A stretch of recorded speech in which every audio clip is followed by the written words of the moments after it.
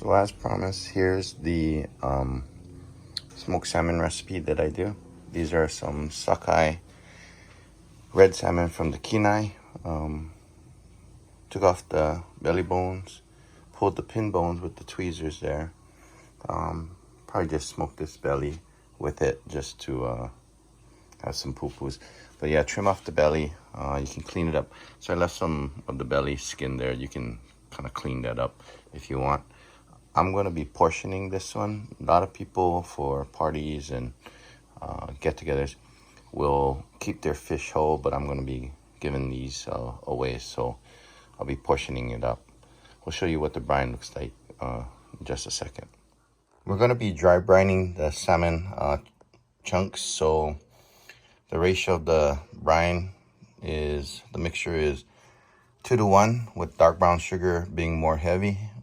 So we got, I don't know how much we have, but we have double the amount of Hawaiian salt. You can use, we have double the amount of dark brown sugar than the Hawaiian salt. You can use kosher salt too. I just use whatever's on sale. Okay, so we took some of the brine, put it down on the plastic wrap. We're going to be laying these little chunks of the fillets skin side down. And remember, the skin does take some of the brine. It's not as porous as the rest of the flesh, but that's why we put a little bit of the brine underneath. And we'll layer nice.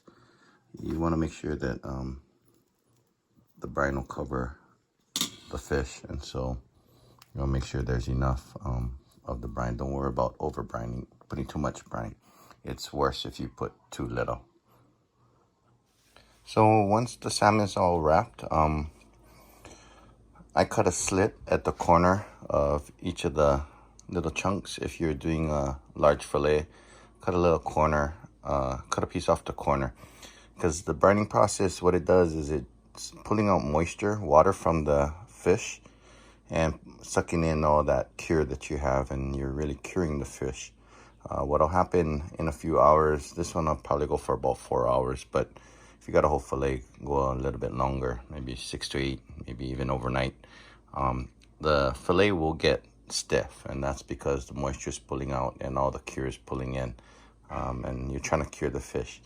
And so when you're done with the cure, you actually wash off all the excess salt and sugar, and if you slice it right there, that's how they make lox. You can put a cold smoke on it, maybe using a smoker tube, but that's basically what we're making here is lox. But we're going to throw ours in the hot smoke after to give it a different texture than lox, give it a more cooked texture. It'll still be flaky and moist, but it's not going to be soft and well, it might be soft, but it's not going to be like that lox texture because we're going to be hot smoking these. So this is what the salmon looks like after a 4-hour dry brine. There's quite a bit of liquid that came out of the fish.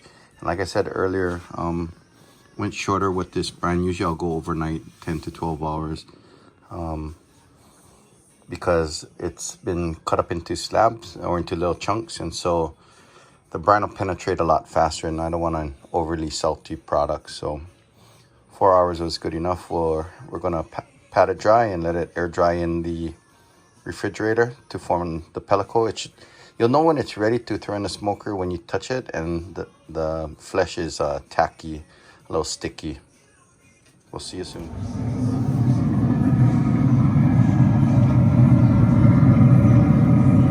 So we took the salmon out of the refrigerator after air drying in there for about an hour or so. And you can see there's some of this albumin coming out. What that is usually it's meaning that you're bringing your fish up to temp too fast. And so what you should do is bring your fish to around room temp or so. But if you're worried about it, you can just throw it into the hot smoker. It's safe to eat. It just when we brush the brine on, when we brush the glaze on, we're going to use a maple glaze on this. You'll kind of brush it off anyway. But this is what it looks like. We're about an hour into the smoke, and probably got another hour and a half left. We'll probably glaze in about an hour, and see where it's at. So we're going to talk a little bit about the different types of salmon that you can smoke. Of course, the prize being the king salmon, but every trip we've gone so far, the Kenai's been closed on the kings. I know if you're lucky enough to get some, it's one of the fattier salmons.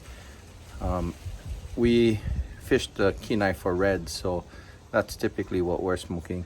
While I was up in Alaska, I did smoke some pinks. The flesh is supposed to be a little bit softer, but because we wound up not freezing the fish, it came out all right. I think you might want to, if I smoke it next time, I think I'm going to can them to kind of preserve that smoke flavor and be able to bring it home in some mason jars. Not sure if I'm going to put it in water or if I'm going to use oil, but either way, I think it preserves nicely. The other one is chum. We haven't used chum salmon. It's called chum salmon because in Alaska, that's what they use to feed their sled dogs. But I think my dad and them were trying to chase some chum salmon. Apparently, if you cook it right there, it's pretty fresh.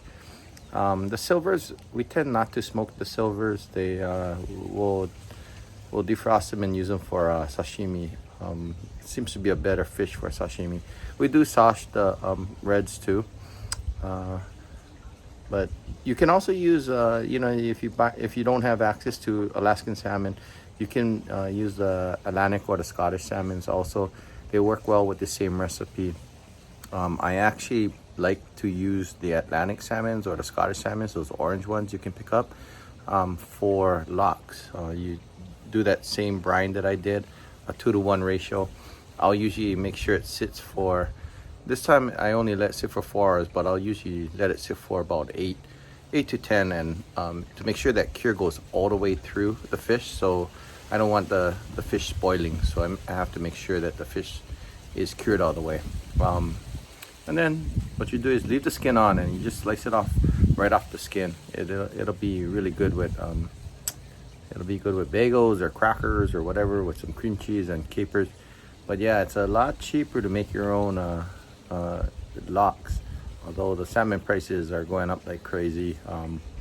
It is a little bit of work. It's not that much work. Most of it is just waiting around for the cure to do its work. It's about 90 degrees today, and so I know people are worried about air drying their fish. I left mine in the fridge because I wasn't sure what time I'd smoke it. I wasn't sure if I was going to smoke it today or tomorrow, but I wound up finding a few hours to smoke the fish. So, but yeah, usually I'll air dry it out in my garage. It's shaded. It's not enclosed completely, and I run a fan over it to keep the flies and keep the temp down. If you go for about an hour, it'll form a nice pellicle, and I'm not worried about spoilage or anything like that because the fish is already cured. So I know some people are worried about that. If you're worried about it, just throw it in the fridge. Probably got another hour before we glaze, and then another half an hour before we pull them. So we'll check back in a bit. Okay, so it's been going for about an hour and a half.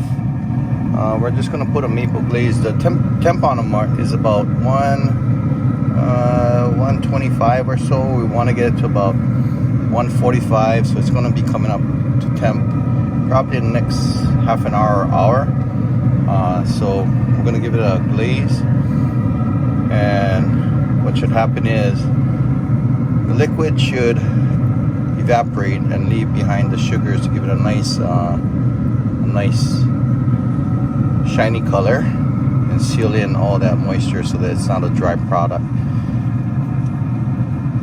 And so yeah, if you don't have a instant read thermometer, it's something worth investing. I think they're like $8 on Amazon. Rather than guessing and getting dry product, you should be, with the thermometer, you know exactly what temperature it is. You know about how much time is left. Usually for like meat, and I'll usually start glazing at about an hour before it's done. This usually means it's about 15 to 20 degrees below what I'm looking for, the targeted temp. We're looking to get an internal temp for this at about 145, so it's not much longer. Like I said, because these got cut into smaller chunks and they're not in full slabs, that the fish can come up to temp a lot faster. So you got to kind of watch them carefully. Make sure that you're not overcooking your product. If you end up over smoking it, what happens is you're actually not imparting smoke, you're actually drying out the fish. So you want to make sure that you hit the target temp. Usually I'll pull about 5 degrees before, because the fish will, and whatever is on there, usually it'll still continue to rise in temp, and let it cool down to room temperature. Then I'll vacuum seal it. We'll show you the final product in a little bit. Okay, we're gonna check these if they're up to temp. We're looking for a temp about 140, 145. Yep, this is ready to pull. So we're gonna pull the rest of these here, give them one final glaze, and let them get to room temp, and then we'll vacuum seal them. So this is the final product. We went a total of almost 2 hours of smoking.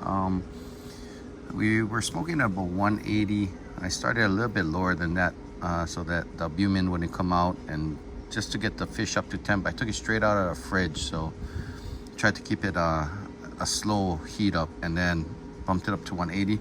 Total time was about 2 hours. Started glazing, did one glaze at about half an hour before it was done.